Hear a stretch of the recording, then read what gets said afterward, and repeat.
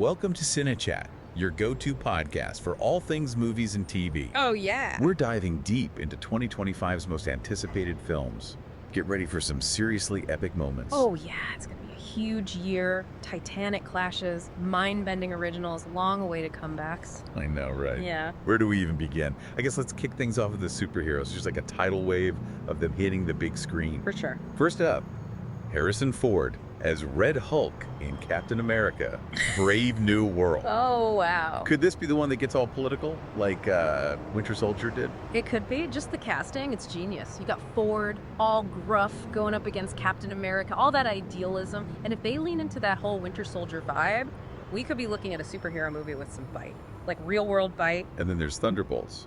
Basically, the MCU doing the Dirty Dozen, but with supervillains. Uh-huh. Yeah? Florence Pugh leading a team of reformed baddies.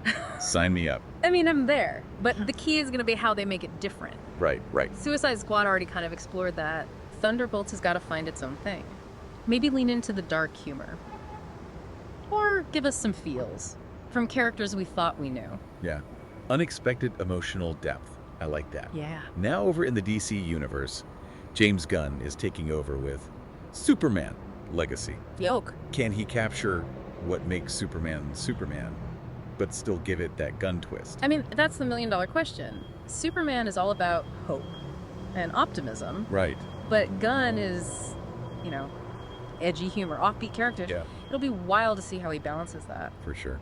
And finally, we have Fantastic Four.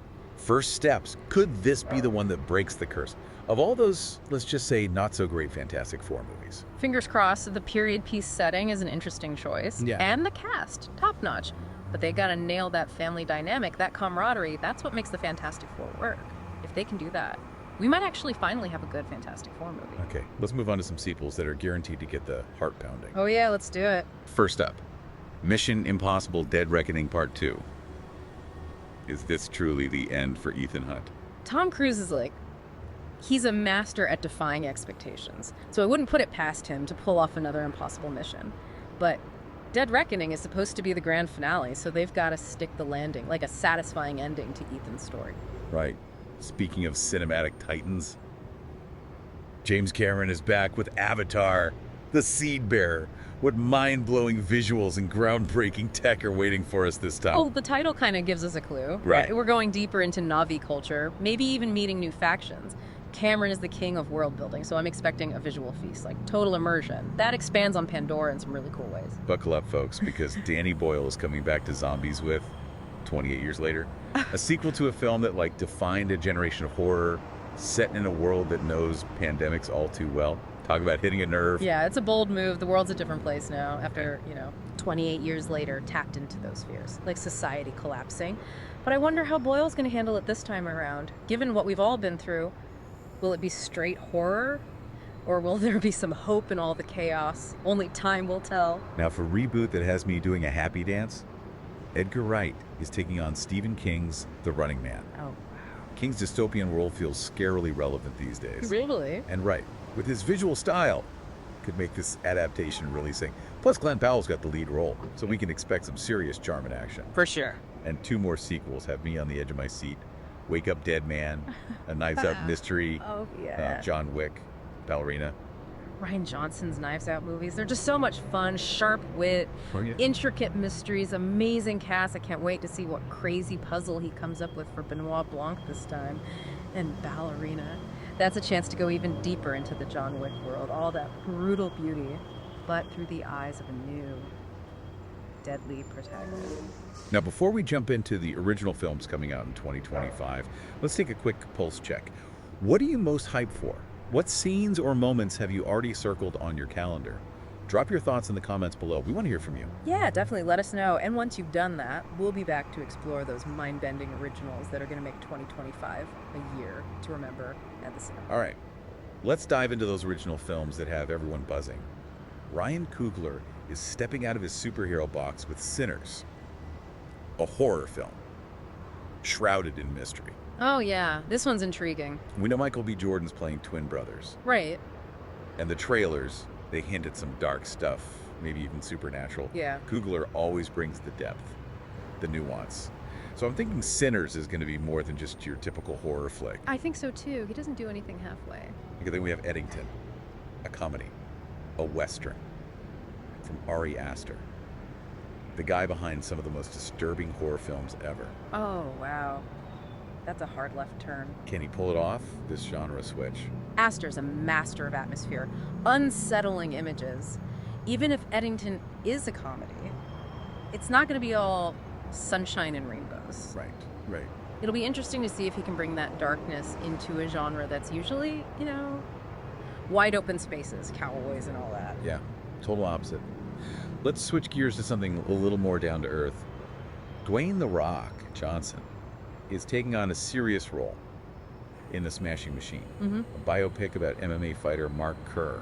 Interesting. This could be huge for The Rock, career-wise. Yeah. Kerr's life was wild. Triumph, tragedy, the whole roller coaster. Yeah. If Johnson can tap into all that, we might see a whole new side of him as an actor. Definitely. It'd be great to see him stretch his acting muscles. For fans of classic lit, Guillermo del Toro is finally bringing his Frankenstein to the big screen. Oh, Del Toro's been obsessed with this story forever. Yeah, he has. His style, that gothic horror mixed with ethereal beauty. It's perfect for Mary Shelley's book. I'm expecting some serious visual magic and a story that'll hit you right in the feels. It's gotta be good. Del Toro doesn't mess around when it comes to monsters and stories about what makes us human. We've also got a Stephen King adaptation coming, The Life of Chuck, directed by Mike Flanagan, the horror master from Netflix. But this one's not horror. Really? Yeah, The Life of Chuck is more of a character study, more internal. Yeah. It'll be fascinating to see how Flanagan adapts his style. He's all about atmosphere, layered storytelling. Can he bring that to a more grounded, emotional story? I guess we'll see. It's definitely a challenge. Going from jump scares to heartstrings. And last but not least, Bong Joon-ho, the mastermind behind Parasite. He's back with a sci-fi epic. Mickey's 17. Bong Joon-ho is a visionary. He blows expectations out of the water, and he always has something to say. Yeah, he does. Mickey 17 is about cloned laborers. So I'm betting there's going to be some serious social commentary woven into the sci-fi spectacle. Definitely. This is signature. And we can't forget about a few more sequels and reboots. Tron, Heirs. Jared Leto is going into the digital world. Hopefully they'll take advantage of all the special effects advancements since Tron Legacy. Oh yeah, Tron has always been on the cutting edge visually. Right. I'm excited to see how they push the boundaries, make that digital world even more real. And Jared Leto, he always goes all in. Yeah. Will he be a good guy, bad guy? Who knows? Then there's Jurassic World Rebirth. Yeah. It's got a big job revitalizing a franchise that's had its share of hits and misses. For sure. You got to find the sweet spot Yeah. between the familiar and the new. Audiences want those classic dinos. But they also need something fresh. New stories, new characters. If Jurassic World Rebirth can do both, it could be a monster hit. Yeah, it's a delicate balance. Yeah. Give the people what they want, but surprise them too. All right, we've covered a ton, but before we wrap things up, there are a few more films I want to touch on. They're going to make 2025 a year to remember at the movies. Pixar is taking us on a heartwarming adventure with Elio, about a boy who becomes Earth's ambassador to a bunch of aliens. Haha, sounds cute. Pixar knows how to blend humor and heart. And I'm pretty sure Elio is going to be all about understanding. Acceptance. You know that even in the vastness of space, we're all connected. Ah, I like that. And for those who like a good mystery, Paul Thomas Anderson, the guy behind There Will Be Blood and Phantom Thread. He's back with the Battle of Betan Cross. Interesting. Details are pretty hush-hush.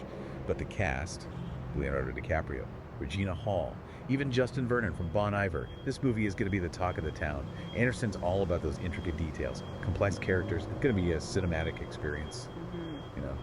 The kind that stays with you. Yeah, his films are definitely not popcorn flicks. You have to pay attention. Speaking of films that make you think, Danny Boyle's 28 Years Later is going to be a tough one. That exploration of a post-pandemic world with zombies on top of it all, Oh, yeah. it could be really powerful, reflecting all those anxieties we have about how fragile everything is. I'm curious to see how Boyle handles it. Will it be all doom and gloom, or will there be a sliver of hope? Good question. He's good at capturing those raw emotions. Then we've got a new adaptation of Stephen King's The Running Man. This time Edgar Wright is directing. You know him, Shaun of the Dead. Right. Baby Driver. It's a visual genius. Oh, yeah, he's got a unique style. King's story about this dystopian world. It's perfect for a modern retelling. And Wright, with his blend of action, humor, and social commentary, he's the perfect fit. I'm picturing a visual feast. A thriller that makes you think, makes you question the role of media, entertainment, all that. Yeah, it's like he takes those familiar genres and turns them on their head. Fans of Ryan Johnson's Knives Out mysteries, get ready for another one. Wake Up Dead Man, a Knives Out mystery. Ooh, I can't wait. Johnson's a master at those whodunits. All those twists and turns. I can't wait to see what he throws at Benoit Blanc this time. Another fancy mansion, quirky suspects, Yeah. and of course a murder most foul. Probably. I hope he brings back that whole Southern charm thing. And let's not forget about the musicals. Ah. Wicked, Part 2 picks up the story of Elphaba and Glinda. More spectacle, more amazing singing. Oh yeah, the first Wicked was a visual masterpiece. I know, right? I bet the sequel will be even more extravagant. Incredible costumes, sets, unforgettable songs. It'll be interesting to see how they adapt the second half of the stage show for the big screen and how they wrap up the story. Yeah. And last but not least, Bong Joon-ho is back. Mickey 17, a sci-fi epic starring Robert Pattinson. Wow, what a comp. Bong Joon-ho is all about blending genres and social commentary. I'm thinking Mickey 17 is going to be a deep dive into identity, exploitation. What does it mean to be human in a super advanced future? Pattinson has really shown his range as an actor. I'm sure he'll bring something special to this role, playing a cloned laborer fighting for his freedom. Yeah, that's a meaty role. We've barely scratched the surface of what 2025 has in store for us movie lovers. Superhero epics, heartwarming animations, sci-fi. That'll blow your mind. There's something for everyone. But before we wrap up this cinematic journey, let's take a minute to think about what we've learned. So many movies, so many different kinds of movies. Yeah, it's pretty amazing. Big blockbusters, small, intimate stories. What does it say about movies in 2025?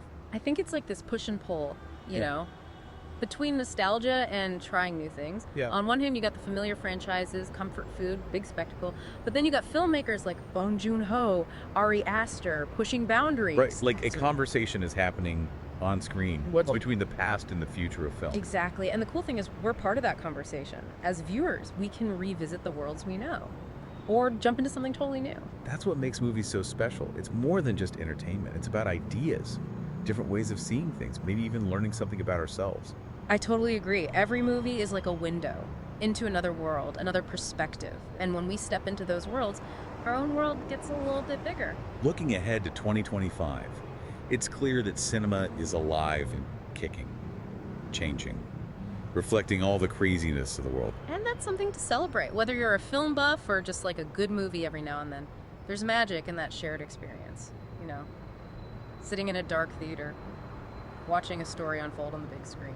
Couldn't have said it better myself. Thanks for joining us on this deep dive into 2025's most anticipated movies. Yeah, thanks for listening. We hope you found some new movies to add to your list, and maybe a new appreciation for what movies can do. Don't forget to subscribe, like, and tell us what you want to see us cover next. Happy watching.